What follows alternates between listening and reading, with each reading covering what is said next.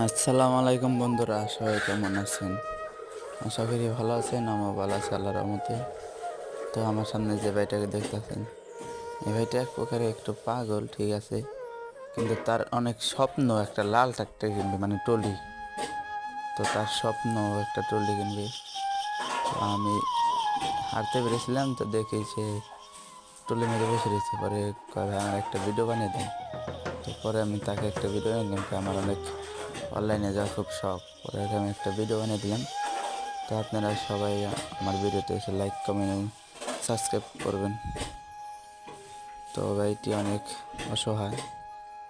তো ভাইটিকে আমি যেমনি পারি একটা ট্রলি কিনে দেবো, সাহায্য করবেন সবাই। লাইক, কমেন্ট, সাবস্ক্রাইব করে পাশে থাকবেন। আমি তার জন্য একটা ট্রলি অবশ্যই চেষ্টা করবো একটা কেনার জন্য।